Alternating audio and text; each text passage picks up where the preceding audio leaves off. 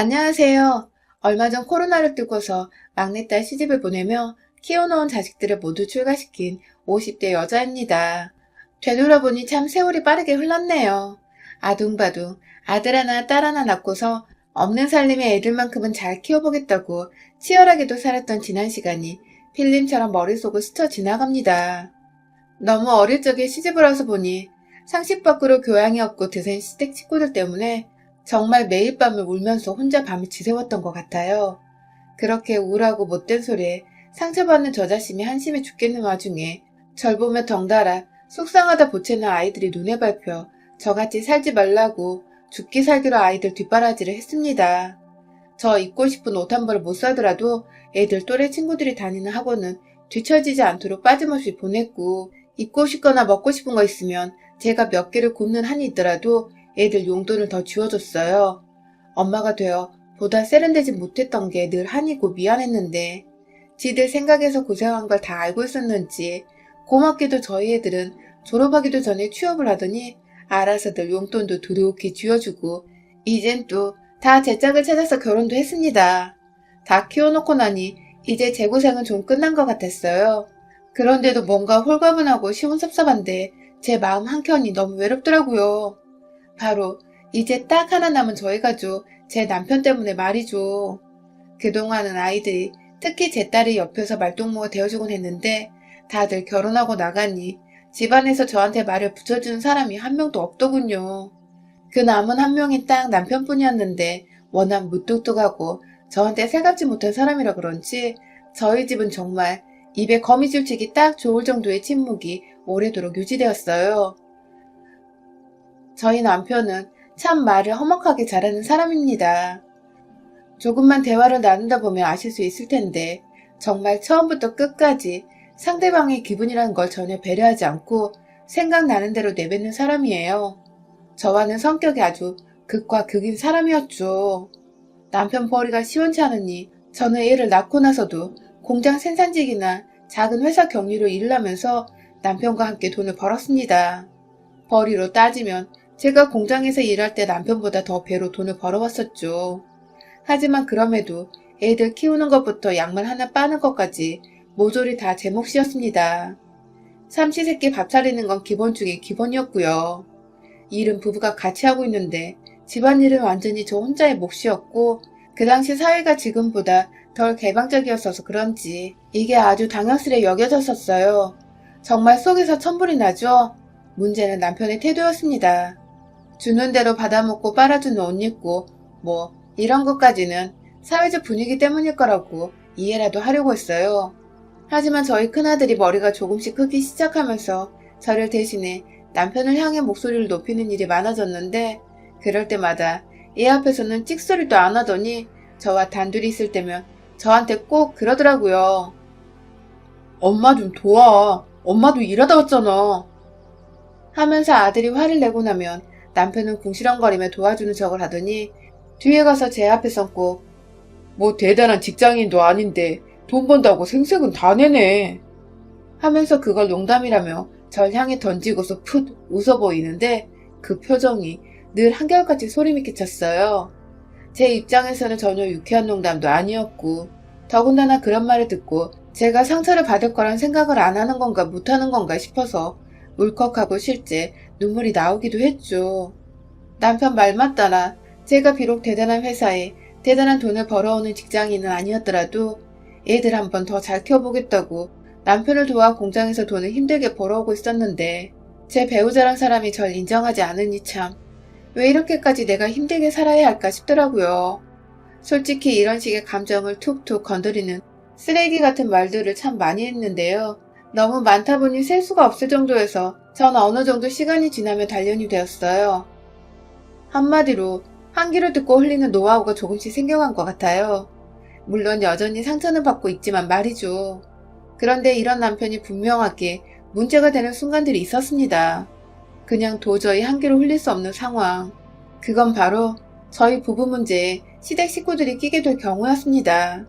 시댁 식구들에겐 제가 늘 만만하고 민감하고 또 예민해서 상또라이 같은 며느리였거든요. 3명의 시누이들과 1명의 동갑내기 도련님은 참 무식하고 성격이 날카로워요. 남편만큼이나, 아니 남편보다 더 막말을 제게 막 하는 분들이에요. 이혼이 흠은 아닌데 성격이 하도 더럽고 드세니까 시누이들부터 위에서 줄줄이 다 이혼을 했고, 도련님은 도련님대로 동서가 이혼하겠다고 집 뛰쳐나가고 시댁 제사에 안 오는 등 독단적인 행동을 해버린 게 벌써 10손가락을 넘어섭니다. 그때마다 제사는 며느리 하나 남은 저 혼자 다 지내야 했고, 동서는 늘 한발 늦게 연락이 와서는 죄송하다, 남편과 싸웠다 하면서 제게 시댁에 못 온 이유로 되는데, 참 그것도 이해가 가면서 실망스럽더라고요. 어찌되었던 전 남편이랑 싸우던 말던 시부모님의 시누이들 눈치가 보여서 꼬박꼬박 제사에 참여를 했는데, 그렇게 뜻대로 행동할 줄 아는 동서가 한편으론 참 부럽기도 했어요. 감정 표현을 할 줄 아는 여자라는 것만으로도 제겐 참 상상으로만 가능한 일이었기 때문이죠.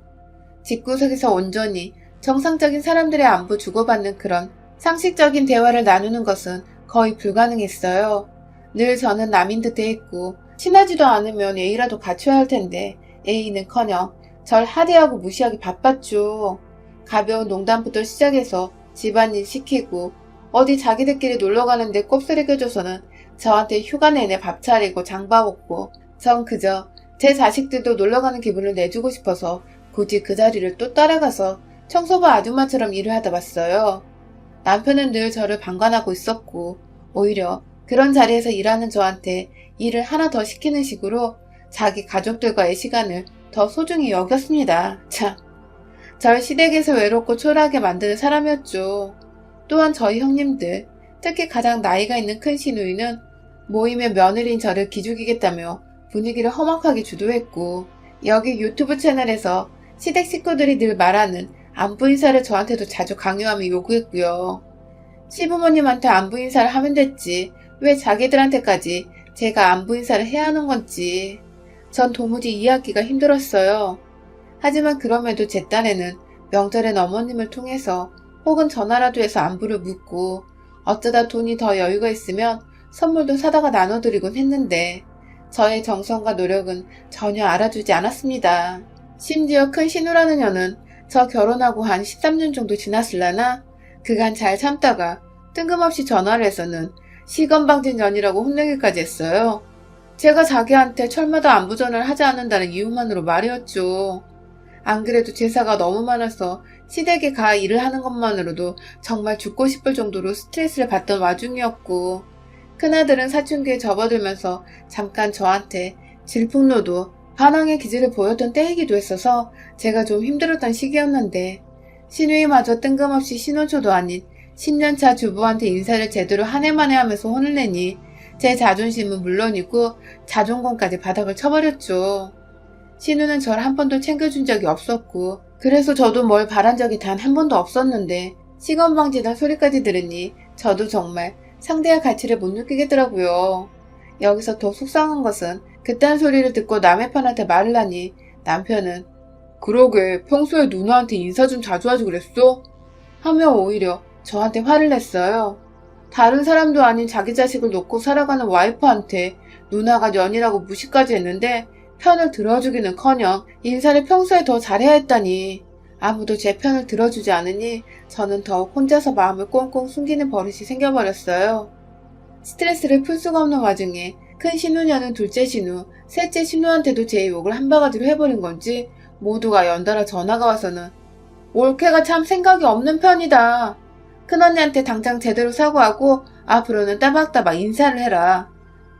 저를 완전히 아랫사람 취급을 하면서 명령하듯 그리고 비꼰채 말을 했습니다. 전 그 소리를 다 듣고도 남편한테 말을 해봤자 내 편을 들어주지 않을 거란 걸 알기에 또 혼자 삭혔어요.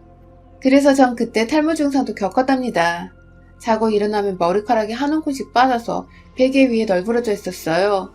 마음의 병이 너무 깊게 들어서 열성적이던 아이들 교육에서도 잠시 손을 완전히 떼버린 적이 있었는데, 사춘기 방황을 하던 큰아들이 제게 그러더라고요. 엄마가 그러다가 영영 떠나버릴 것 같다며 제가 꼭 죽어버릴 것만 같았다고 말이죠. 그만큼 아이 눈에 제가 생기가 없어 보였던 것입니다. 그 말에 저도 충격을 받고 아들은 아들대로 엄마 힘내라고 울고 불고, 그렇게 전 아들을 보면서 그리고 자라나는 제 딸을 보면서 다시 기운을 차렸습니다. 남의 편인 남편 놈은 그 후로도 계속 한결같았지만 전 그날 이후 시누이들 연락처를 모두 차단했어요. 남편한테는 이혼이라는 초강수를 뒀고요. 사실 남편은 장남의 장손이라서 이혼하는 걸 겁내는 사람이거든요. 자기 누나들이 모두 다 이혼을 했는데 자기까지 이혼하면 개판 5분 전인 집이 당장에 개판으로 등극을 할지도 모른다며 주변 사람들의 시선을 무지 의식하던 사람입니다. 그런 남편한테 이혼당해서 당신 누나들이 당신 부모 제사 지내게 하고 싶지 않으면 신우들한테 나한테 다신 연락하지 말라고 전화를 했는데 이혼 서류를 함께 주면서 경고를 하니 순식간에 깨갱하며 이혼은 못한다고 잘 말해보겠다고 하더군요. 참 찌질하고 못난 남편이죠. 그 후 저는 시댁에 참석해야 하는 제사는 꾸준히 그리고 성실히 참여해서 제사를 올리면서도 시누이들은 절대 먼저 만나지도 혹은 마주치려 하지도 않았습니다. 며느리니까 끝까지 며느리 노릇은 다 하면서 매일 부부싸움을 핑계로 제사에 참여도 안 하고 게으름이나 피워대는 동서를 대신해서 혼자 맏며느리 몫에 최선을 다했어요. 천하의 상등신같이 말이죠. 그렇게 거의 절연을 하다시피 첫애가 결혼을 할 때까지 서로 왕래가 없었어요. 그런데 저희 아들, 그러니까 남편에게 늘 저를 대신해 화를 내주고 쓴소리를 하던 아들이 장가를 간 후로 남편이 다시 제 앞에서 지 누나들 얘기를 입 밖에 꺼내기 시작했어요. 아들이 없으니 다시 제 앞에서 막말을 막 하며 지 누나들 얘기를 걸고 넘어지기 시작한 거죠. 궁금하지도 않은 시누이 자식들이 결혼을 하고 어디에 취업을 했다부터 시작해서 자기들끼리 카톡방이 있나 본데 거기서 듣는 최신 소식들까지 다 저보고 우린 단톡방이 있어서 하면서 말을 해줬어요. 그리고는 꼭 말끝마다 넌 성격이 독하고 못돼서 우리가 함께 단톡방에 초대하지 않는 거다? 랍디다. 시누이들과의 싸움은 큰 신우가 먼저 시작을 한 건데 어느 순간 독하고 못돼서 연락을 안 하고 있는 건 제 탓이더라고요. 거기다가 와이프 하나 잘못 만나서 누나 보기가 힘들어 죽겠다는 하소연도 하는데 진짜 주댕이를 꼬매버리고 싶어 죽겠습니다. 이런 소리를 왜 같이 사는 와이프한테 기분 나쁘게 꼭 말을 하는 건지 정말 속을 알다가도 모르겠는데 딱 하나는 확실하게 알겠더라고요. 남편이란 놈이 와이프보다 지 누나들 편에 들려 한다는 것을요. 둘째 딸이 결혼 준비를 한창 하던 때 남편이 다니던 회사에서 퇴직을 했어요. 퇴사 후 많이 울적하고 힘든 줄 알아 나름 남편이라면 걱정이 되었는데 이 사람은 어느새 골프 모임에 들어가서는 일주일에 한 번씩 골프를 치러 나가더라고요. 거의 코로나 터진 후까지 말이죠. 돈도 없는 집에서 골프를 배우는 것도 사회생활을 해야 하니까 그러는 거겠지 하며 이해를 하려 했는데 골프를 치러 나가면서 저한테는 아무 말도 없이 나가선 하루 종일 사람이 뭘 하는지도 모르게 잠수를 타버리니 와이프인 저는 당연히 걱정되고 궁금하잖아요. 그래서 어딜 갔다 왔냐고 물어보면 꼭 빈정상한 말투로다가 네가 알면 뭐 따라오게? 혹은 골프도 못 치는 사람 앞에서 답답하게 말하면 뭐해? 라며 절 무시하는 발언도 서슴지 않게 했어요. 그냥 소소하게 수다나 떨며 나 오늘 뭐 했다? 하는 대화 정도는 할 수 있는 걸 텐데 우리 남편 주둥이에서 나오는 말들은 하나같이 절 무시하고 보잘것없다 여기고 그래서 저도 사람이니까 막 화를 냈었거든요. 왜 말을 그렇게 하냐고 말을 좀 살갑게 해줄 순 없냐고 말이죠. 그러면 말끝마다 남편이 무슨 말을 해준 줄 아세요? 저한테 아우 하고서는 깊은 탄식과 함께 한숨을 내쉬더니 네가 그러니까 우리 누나들이랑도 쌩을 깐 거 아냐 하면서 이게 다 제 성격 탓이랍니다. 시누이들과 연락을 안 하고 지내는 게 저 하나의 책임이란 것이었죠. 쌩을 깐 게 아니라 저한테 무례하게 행동을 했으니 제가 연락을 차단한 거고 사과를 받아야 할 것도 그쪽이 아니라 저인데 남편이란 놈이 제 편을 들어주기는커녕 지 누나들 편이나 들면서 굳이 제 앞에서 다 제 잘못이라고 씨부리고 있다니. 더 충격적이었던 건 제가 당신이나 누나들이나 말을 좀 사람답게 살갑게 예의를 갖추고 했으면 내가 이 정도로 화를 냈겠냐? 하며 화를 진정하며 겨우 한마디를 하자 진짜 또라이야 또라이 라고 실소리하고는 안방으로 들어가 버리더라고요. 그때 저희 딸이 바로 옆에서 저와 함께 밥을 먹고 있었는데 엄마한테 또라이라고 하는 남편의 말을 저희 딸도 덩달아 들어버렸고 그날 전 안방도 못 들어가고 딸아이 방에서 딸 붙잡고 정말 꺼이꺼이 울었습니다. 아빠 같은 남자라고 느껴지면 언제든지 당장 이혼을 하라고, 널 더 사랑해주는 남자는 이 세상에 많을 거라며 딸한테 하소연을 하며 말이죠. 아마 제가 일을 가기 시작한 게 그때부터였던 것 같아요. 언젠가 크게 한 방 엿을 먹이겠다는 다짐을 하기 시작한 때가 말입니다. 그러다가 딸이 시집을 가고 결국 일이 터졌네요. 남편이 딴에 딸이 시집을 가고 나니 우쩍했던지 저한테 가족들을 다 부르라고 하더라고요. 데려갈 곳이 있다고 말이죠. 저야 뭐 자식들 보고 싶은 마음이 남편보다 크면 컸지 덜하진 않으니까 당장 애들을 불러 모았고 그렇게 아들과 며느리, 딸과 사위까지 6식구가 모였어요. 집에 모였는데 남편은 가장 큰 차를 가지고 있는 아들의 차 안에 모두 낑겨 태우더니 막 어디론가 가더라고요. 그때까지 저희는 괜찮은 식당을 예약해놔서 저희를 데려가는 줄 알았어요. 나름 한정식인지 양식집인지 기대를 하면서 갔는데 그런 제가 또 상등신이었어요. 글쎄 가보니 웬 허름한 아파트 앞이었고 남편 따라 올라가 보니 큰 시누이 집이었던 것입니다. 이제 보니 큰 시누이가 지 멋대로 저희 가족과 밥을 먹고 싶다며 지 멋대로 자리를 마련해서 저희를 부른 거고 남편은 또 지 멋대로 온 가족들을 총 출동시켜 불러놓고는 저녁을 먹이겠다고 지 누나 집에 지 멋대로 데려온 것입니다. 제대로 된 사과며 진심 어린 따뜻한 말 한마디 아직 듣지 못하고 있었는데 그렇게 살아온 세월이 몇 년인데 이렇게 아무렇지 않게 불러내서는 얼굴을 보자마자 한다는 말이 옳게 넌 어째 한 번을 윗사람한테 인사하러 안 오니? 하며 또 보자마자 훈계질이더라고요.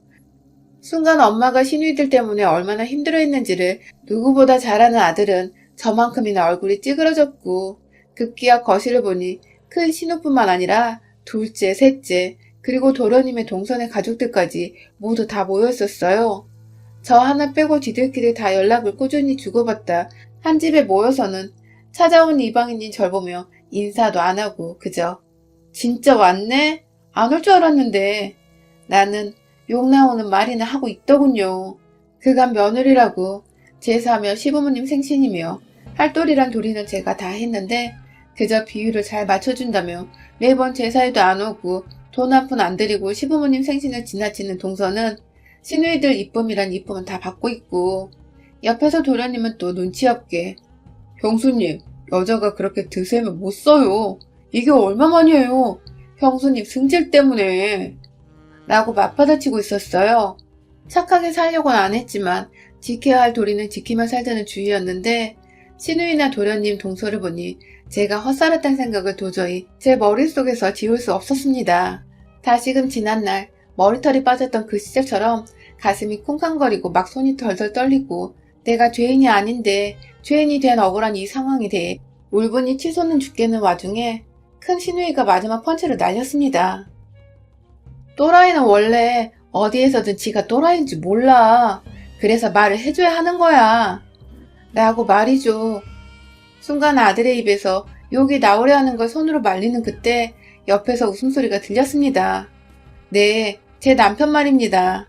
애들 아빠가 그 소리를 듣고 재밌다고 애들 앞에서 웃어버린 것입니다. 순간 며느리뿐만 아니라 사위까지도 표정이 싹 다 일그러졌어요.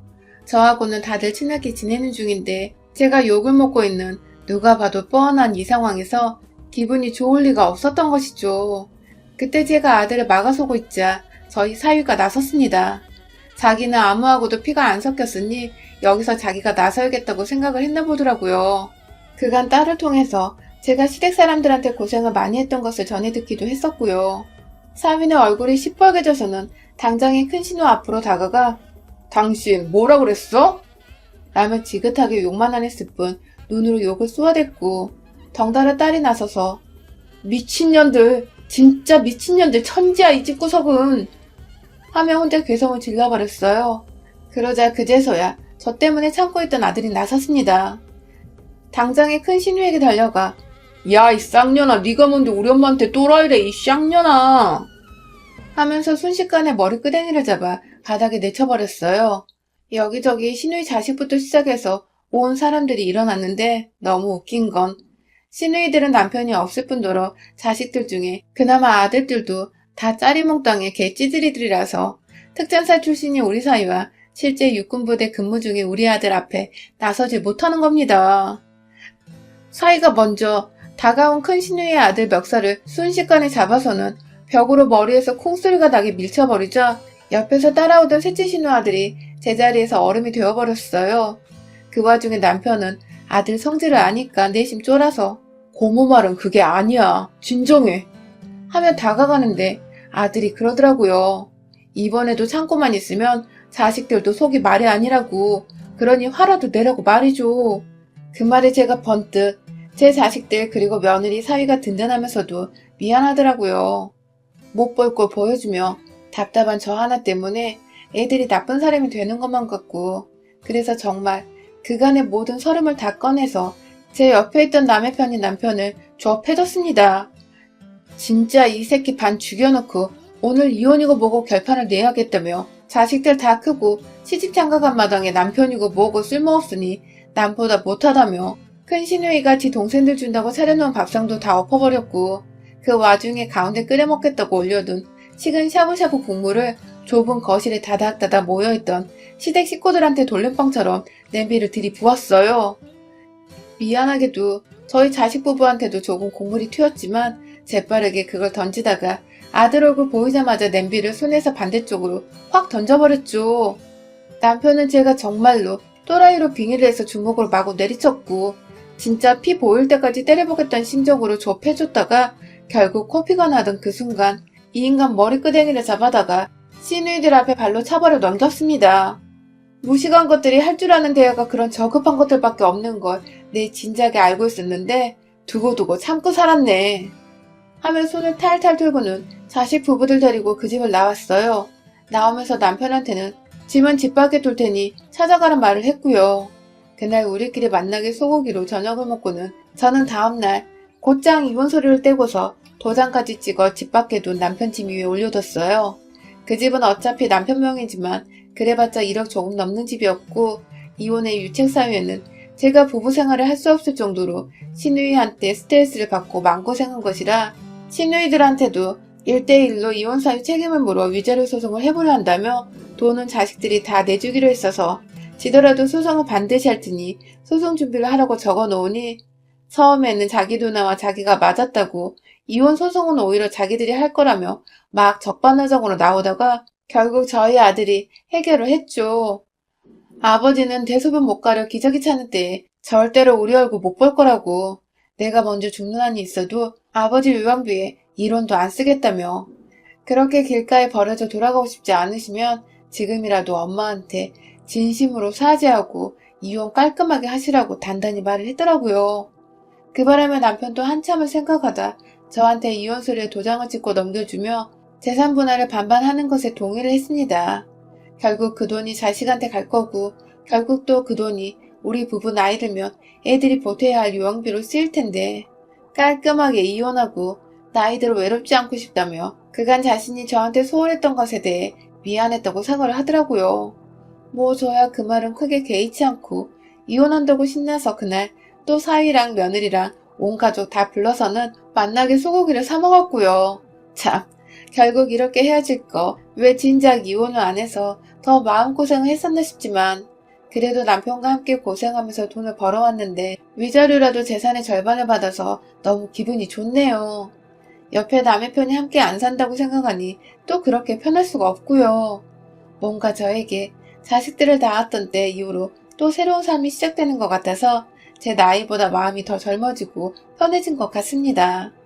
내심 큰 시누이가 아들한테 사위한테 얻어맞을 때 한 대 같이 못 때려주고 온 게 좀 아쉽지만 뭐 엄마의 복수를 대신해준 우리 아들과 사위 든든한 두 아들이 곁에 있어서 전 절대 외롭지 않을 것 같아요. 여러분의 생각은 댓글로 남겨주세요. 오늘도 시청해주셔서 정말 감사합니다. 안녕하세요. 저는 40대이고 결혼한 지는 4년 정도 된 주부입니다. 지질이 복도 없다는 말은 딱 저를 보고 하는 말 같아요. 가만히 생각해보면 전 어렸을 때부터 그렇게 복이 없었죠. 갑자기 열린 가게 문에서 뿌려진 물에 맞아 홀딱 젖은 적도 있었고 분명 버스 시간보다 먼저 나와 기다렸는데도 무슨 일인지 버스는 떠나버리기도 했습니다. 뭐 이런 일들은 솔직히 애교 수준이고 제가 겪은 운 없는 일들은 말로 다 설명할 수도 없어요. 오죽하면 점 보고 이런 것도 별로 안 좋아하는 편인데 하도 일이 안 풀리니까 점도 보고 막 그랬었죠. 그랬던 제 사연을 구독자분들에게 들려드릴까 합니다. 저희 집은 내내 가난한 집안이었어요. 자식이라고는 겨우 저 하나뿐인데도 부모님은 버거워하셨죠. 부유한 집은 아니더라도 사랑으로 늘 저를 키워주셨고 아껴주셨던 부모님이셔서 괜찮았습니다. 다만 돈이 없다 보니까 겪어야 하는 서러움들이 있긴 했었죠. 남들 다 행복한 어린이날이나 크리스마스 같은 날에 저희 가족은 한 번도 제대로 챙겨본 적이 없었어요. 당장 먹고 살기가 바쁜데 그런 날을 어떻게 챙기겠습니까? 그래서 대학은 꿈도 못 꾸고 바로 취업을 했습니다. 그나마 제가 일을 시작하면서 집에도 숨통이 트이기 시작했죠. 그런 낙으로 살았던 것 같습니다. 부모님께서는 여태껏 저 하나 보고 사셨으니까 이제는 그걸 제가 보답해야 한다고 생각했죠. 참 사람 일이란 게 한 치 앞도 모른다는 말이 너무 와닿던 순간이 있었습니다. 숨통이 겨우 트이고 저희 가족도 가족여행을 다니기도 하면서 나름 평범하게 살아가게 되었는데 아니 행복과 여유를 찾은 지 얼마 안 된 시점에 아빠께서 먼저 세상을 떠나버리셨어요. 뭐가 그렇게 급하셔서 가버리셨는지 엄마랑 저는 믿기지 않아서 정말 힘든 시간을 보내야만 했습니다. 아빠는 졸음운전을 하시다 사고가 나셨고 그게 꽤나 큰 사고로 이어져 결국 가셨어요. 아빠가 가신 것도 너무 서글픈데 피해본 차량들도 사람들도 있어서 합의하는 것도 쉽지가 않았습니다. 정말 너무 서글펐고 힘겨운 시간이었죠. 딱 한 번만 시간을 돌릴 수 있다면 그 전날로 돌려서 아빠에게 해주고 싶은 말이 너무 많더라고요. 그렇게 허망하게 아빠를 보낸 후 제 20대는 슬픔과 좌절 그리고 일에 찌들어하는 피곤함이 가득했죠. 그러다 30대의 남편을 만나게 되었습니다. 어느 날 제게 나타난 남편은 마치 한 줄기 빛과 같은 존재라고나 할까요? 숨막히기 힘든 제 삶에 그동안 잘 견뎠다고 고생했다며 하늘이 제게 준 선물 같은 존재였습니다. 엄청 특별하게 잘생긴 것도 아니었고 그렇다고 특출나게 능력이 좋은 것도 아니지만 절 사랑해주는 진실된 그 마음 하나는 높이 평가할 수 있었어요. 전 이 사람이 없으면 정말 안 될 것 같은 정도로 사랑하게 되었습니다. 남편은 저보다 2살 많았는데 2살이라는 나이 차이가 무색할 정도로 굉장히 든든했죠. 외롭고 쓸쓸한 저희 엄마와 제게 따뜻함이 뭔지를 알려준 사람이고 화목하게 살 수 있는 방법을 알려준 사람입니다. 남편과 연애를 하면서 저희 엄마가 참 많이 웃으셨고 그 덕분에 저도 뿌듯하기도 하고 이 사람은 절대 놓치지 말아야겠다는 생각을 했던 것 같아요. 남들처럼 그렇게 연애를 하다 결혼했습니다. 남편에게는 밑에 남동생이 있었는데 시동생은 되게 오래전부터 외국에서 생활을 하고 있었고 딱히 마주칠 일이 별로 없었어요. 한국에서 사는 게 너무 싫다며 하루아침에 떠났고 거기서 아예 터를 잡고 사업을 하면서 살고 있다고 하더라고요. 그 말을 듣는데 그 결단력이 굉장히 멋져 보였고 부럽기도 했습니다. 만약 똑같은 상황이 주어진다면 아마 저는 그렇게 하지 못했을 거예요. 용기도 없을 뿐더러 엄마를 두고 어딘가로 갈 생각을 해본 적이 없었죠. 그렇다 보니 시댁은 저희 집처럼 시모 혼자 계셨습니다. 시부랑은 이혼하시고 따로 살고 계셔서 남편도 소식을 모른다고 했거든요. 어쩌면 다른 듯 비슷한 이 환경 때문에 서로가 더 끌리고 이해가 된 건 아닐까 싶었습니다. 결혼하고 남편과 저는 연애 때처럼 종종 저녁을 먹으면서 반주를 했어요. 반주를 마시면서 속마음 얘기를 하거나 서로 있었던 일을 말하기도 했는데 이게 꽤나 도움이 되었죠. 대화를 많이 해야 다툴 리도 없거든요. 그런데 하루는 남편이 제게 이런 질문을 했습니다. 여보는 장인어른 돌아가셨을 때 어땠어? 솔직히 나는 엄마 아빠 이혼한다고 했을 때 홀가분했거든. 두 분이 하도 다투니까 그 꼴이 보기도 싫었고 차라리 헤어지는 게 좋겠다고 내심 그렇게 생각을 했던 것 같아. 난 아무래도 당신이랑은 상황이 조금 다르지. 아빠가 하루아침에 돌아가신 거니까 너무 슬펐고 속상했지. 그냥 세상이 다 무너지는 기분이랄까? 앞으로 엄마랑 나랑 둘이 어떻게 살아갈까? 막 그런 생각도 했던 것 같아. 정말 너무 속상했겠다. 그 아픔을 다 어떻게 견뎌냈어? 말로 다 표현할 수 없는 아픔일 건데. 그치. 아직도 떠올리기만 하면 가슴이 미어질 듯 아프긴 한데 그래도 예전에 비하면 많이 좋아졌어.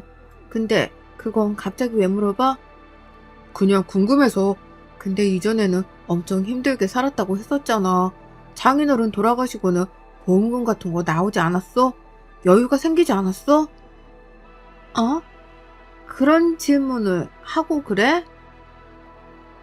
아니, 그냥 궁금해서 그렇지. 여보, 아무리 궁금해도 그렇지. 그런 질문을 해? 보험금이 나왔으면 어떻고, 안 나왔으면 어쩌려고. 기분 되게 나쁘네? 왜 예민하게 받아들여? 난 그냥 물어본 건데, 당신이 여유가 생긴 게 맞는 건지, 장모님이 지금 괜찮으신 건지, 그런 걸 물어보는 거지, 나는. 우리 아빠가 사고 내고 돌아가셨지만, 피해자들 합의해주고, 이것저것 다 하고, 솔직히 남은 것도 없었어. 한마디로 아빠가 돌아가셨다고 해서 엄마랑 나랑 금전적으로 이득 본 거 하나도 없어. 그게 사실이야? 그럼 장모님은 지금 살고 계시는 집은 자가가 아니야? 어? 전세인데? 이날의 남편은 정말 이상했습니다. 평소랑은 확실히 달랐죠.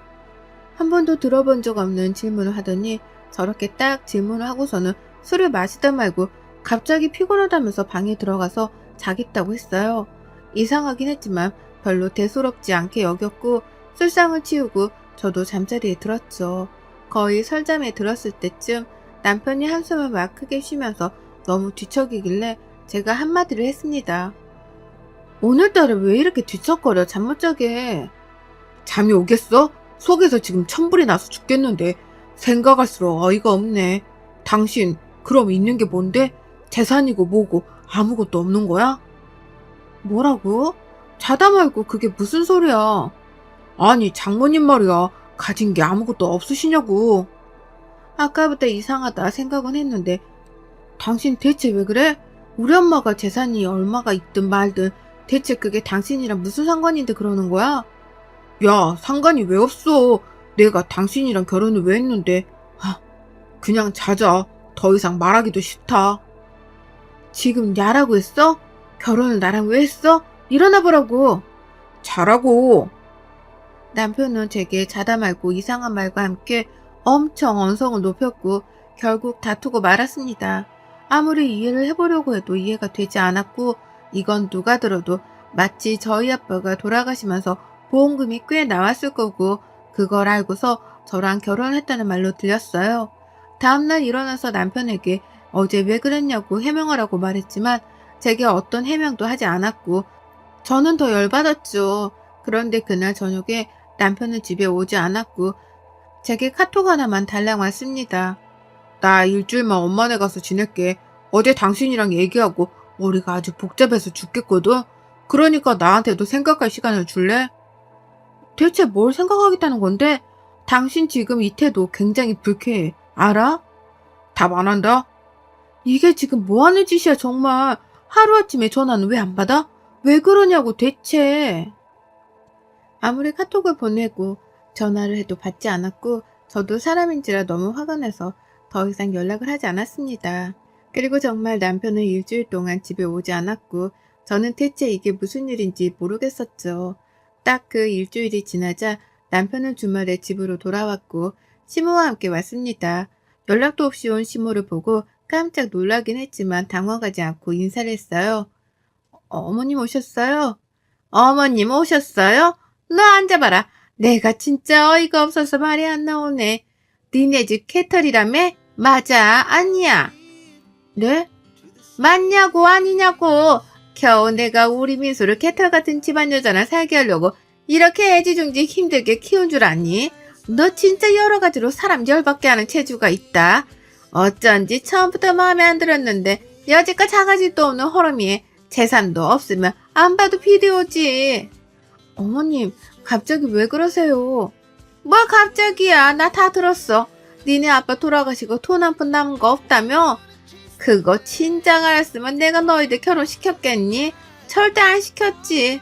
아유, 내 팔자야. 내가 어디서 저런 모질이를 며느리로 들여서는. 아유, 민수는 너랑 살기 싫다는데 너 어쩔 거니? 네? 대체 그게 무슨 말이세요? 전 정말 황당했습니다. 결혼을 했고 서로에 대해 사정도 어느 정도 이미 다 알고 한 결혼이잖아요. 그런데 이제 와서 갑자기 저렇게 말하는 것도 황당했지만 무엇보다 저희 아빠 사망보험금을 왜 자꾸 언급하는지 모르겠었죠. 그래서 굉장히 불쾌했습니다. 이런 상황 속에서 남편과 시모는 제가 말할 기회를 주지도 않았고 하는 걸 지켜보겠다면서 똑바로 하라고 거의 협박에 가까운 말을 했어요. 그렇게 시모가 간 후 저는 남편에게 대화를 하자고 했지만 말을 한마디도 하지 않았습니다. 답답함에 속이 타들어가고 미칠 것 같았어요. 대체 왜 그러냐고 물어봐도 대답을 하지 않았죠. 그리고 남편과 시모가 저를 대하는 태도는 완전 변했습니다. 남편도 그렇고 시모도 저를 무시하기 시작했죠. 보고 자란 것도 없는 게 뭘 알겠냐고 말을 한다든지, 가진 것 없이 큰애들은 돈 욕심 부리기 쉬우니까 꼭 조심해야 된다고 말을 한다든지, 제가 상처를 받을 수밖에 없는 말들만 쏟아냈습니다. 시모는 저를 구박하다 못해 답답하다면서 제 어깨를 확 잡아 끌어버리거나 밀어버리기도 했어요.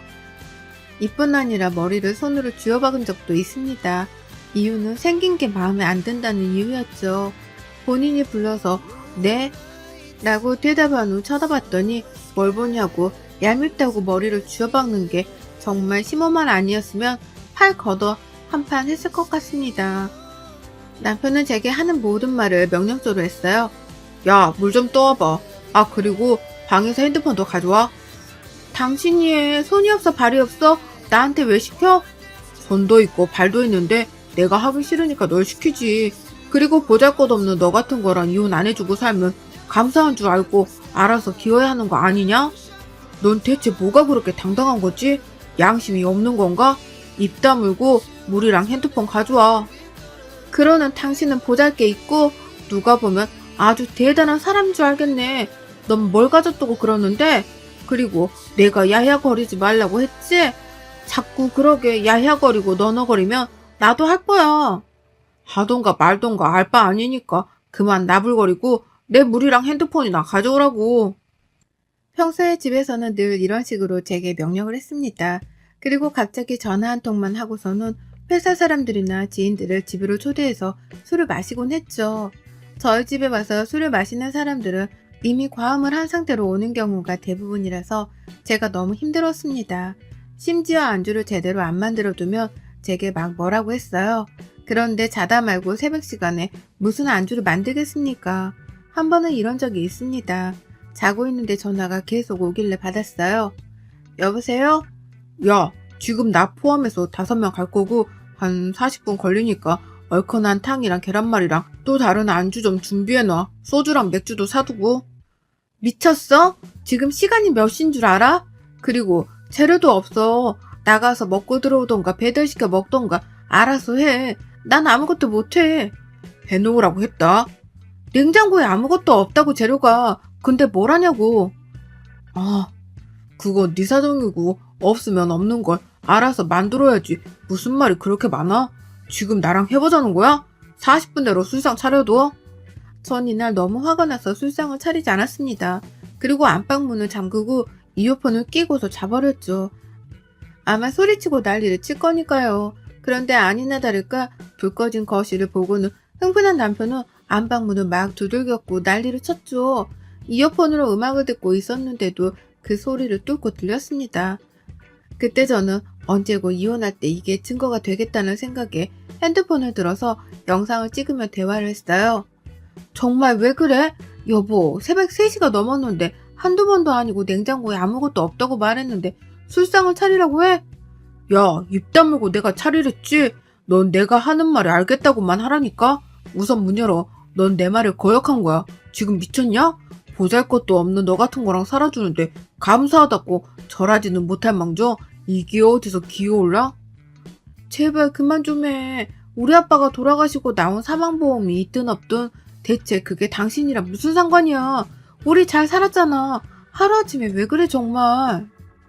전 일부러 그동안의 내용들이 영상 속에 들어가게끔 대화를 유도했고 저 대화 끝에 결국 남편은 안방문을 부쉈습니다. 그 모습까지 찍고 제게 달려드는 모습을 마지막으로 영상은 종료가 되었죠. 이날 처음으로 손찌검을 당했고 전 바로 병원에 가서 진단을 받고 진단서를 보관해 두었습니다. 사람이 아니라는 걸 느꼈고 이혼을 결심했죠. 늘 그렇듯 제 불행은 끝을 모르고 달려들었습니다. 이혼을 결심하고 한참 머리가 아픈 이 시점에 엄마가 최정한 판정을 받으셨어요. 뭘 해볼 수도 없던 게 이미 악화된 상태라 제가 할 수 있는 게 아무것도 없었습니다. 절망적이었고 눈물밖에 나지 않았지만 정말 엄마와 함께 할 수 있는 시간이 얼마 없다는 걸 깨닫게 되니 정신을 똑바로 차려야겠더라고요. 얼마 남지 않은 이 시간이라도 좋은 기억을 품고 가실 수 있도록 도와주고 싶었습니다. 저를 구박하고 미워하던 남편과 시모도 이 사실을 알았고 전 남편에게 이혼을 하자고 했어요. 그런데 예상외로 남편과 시모는 다른 반응을 보였습니다. 얘기 들었다. 우리가 아무리 너 보잘것없다고 미워하고 막 그랬어도 사람 그렇게 힘들 때 내치는 건 정말 아니야. 그리고 어렵게 결혼해놓고 무슨 이혼이야. 이렇게 된 거 둘이 잘 살아보도록 해. 그동안 나도 너한테 몹쓸 말도 많이 하고 그랬는데 그건 정말 미안하고 마음 풀어줬으면 좋겠어. 당분간 너는 사부인한테만 신경 쓰고 아무것도 하지 말아라. 그래 여보, 엄마 말대로 나도 미안했어. 정신 차리고 생각해보니까 내가 미쳤었지 싶더라고. 당신 정말 힘들 텐데 내가 옆에서 힘이 되어줄게. 이렇게라도 상처 준 걸 갚을 수 있을 기회를 주면 좋겠어. 우선은 장모님만 생각하자. 지금 이 상황에 이혼까지 하면 장모님 속상하지. 어머님도 그렇고 당신도 그렇고 둘은 왜 중간이 없으세요? 왜 늘 본인들 멋대로 하루아침에 갑자기 사람 내치고 구박하다가 이제 와서는 또 이혼하자니까 그건 싫다고 하고 어쩌라는 거예요 대체? 다 잊고 다시 시작하는 마음으로 지내보자. 솔직히 당장이라도 이혼하고 싶었지만 엄마 생각에 아무것도 행동으로 옮길 수가 없었습니다. 그리고 시무와 남편은 저렇게 말만 한 게 아니라 정말 행동으로 보여줬어요. 제가 병원에서 지내면서 먹을 수 있는 밑반찬을 해주는 것은 물론이고 엄마도 자주 보러 왔고 노력을 많이 해주셨습니다. 그런 모습을 보니까 저도 마음이 녹더라고요. 이혼하고 싶었던 그 마음이 녹으면서 경계심이 사라졌고 의지하게 되었습니다. 시모는 심지어 제가 너무 피곤하고 힘들까봐 교대까지 해주면서 엄마를 돌봐주시기도 했어요. 간호라는 게 가족이 해도 결코 쉬운 게 아니고 제가 직접 해보니까 얼마나 힘든지를 알았죠. 그런데 선뜻 나서서 군소리도 없이 너무 잘 해주시니 감사했습니다. 시무와 남편이 지극정성으로 저와 엄마를 보살펴주는 모습을 보고 엄마는 그 고통스러운 상황에서도 제게 그러셨죠. 우리 딸 부모 복은 없어도 남편 복에 시애미 복은 있는 것 같아서 정말 다행이다. 엄마가 편히 갈 수 있겠어. 영서야, 엄마가 가도 너무 힘들어 하지 마. 아빠가 혼자 오래 외로웠을 건데 엄마가 옆에서 그동안 어떻게 살았는지 얘기도 하고 그러고 있을 거니까 너는 살 거 다 살고 누릴 거 누리다가 천천히 와. 벌써 그런 말 하지 마. 나약하게 엄마. 나약한 게 아니라 정말로 해주고 싶은 말이었어. 사람은 누구나 죽는 거야. 어쩔 수 없어. 그걸 피할 수 있는 건 아니잖아. 그러니까 슬퍼하지 말고 가슴 아파하지 말고 최서방이랑 시어머니랑 그렇게 잘 살아. 애기도 낳고 그렇게 우리 딸 출산하는 거 엄마가 옆에서 지켜줘야 하는데 그거 못 해주는 거 조금 마음에 걸리네. 왜 이래 정말 그만해 엄마. 엄마가 부족하게 키워서 늘 미안했고 그래도 엄마 딸이라서 행복하다고 해줘서 고마웠어. 언제 가도 이상하지 않을 정도의 상태가 되자 말하는 것도 힘겨우셨고 고통이 너무 심해서 정신을 제대로 차리지도 못하셨습니다. 그러다 조금 괜찮아지시면 이렇게 말씀하시곤 했죠. 그게 꼭 자꾸 마지막 인사를 하는 것 같아서 마음이 너무 아팠습니다. 이때쯤에는 교대도 하지 않고 24시간 내내 엄마 곁을 지켰어요. 언제 가실지 모르니 말이죠. 남편과 시모가 병문안을 왔고 병실에 있다가 휴게실에 앉아서 커피를 먹고 있겠다고 했습니다. 저는 엄마에게 가서 배웅만 하고 오겠다고 하고 나갔고 충격적인 걸 들었죠. 이들은 제가 듣는 줄도 모르고 말을 하고 있었는데 갑자기 제게 잘해준 속사정을 알게 되었어요. 저희 엄마가 돌아가시면 제게 보험금이 나오겠죠. 그럼 그걸 지들이 챙기고 이혼하려는 생각이었습니다. 이 얘기를 듣자마자 저는 머리 뚜껑이 제대로 열렸고 그것들을 향해 돌진하는데 옆에 앉아 계시던 한 아주머니께서 갑자기 마시던 커피를 시무와 남편에게 확 부어버렸죠. 너희들이 사람이냐? 사람이야? 아가씨가 며느리야? 내가 이것들 영상 다 찍었으니까 고소해. 앞에 얘기 다 못 들었지? 죽이네 뭐네 그딴 얘기도 했으니까 고소해버려 바로. 에라이 쳐죽일 것들아.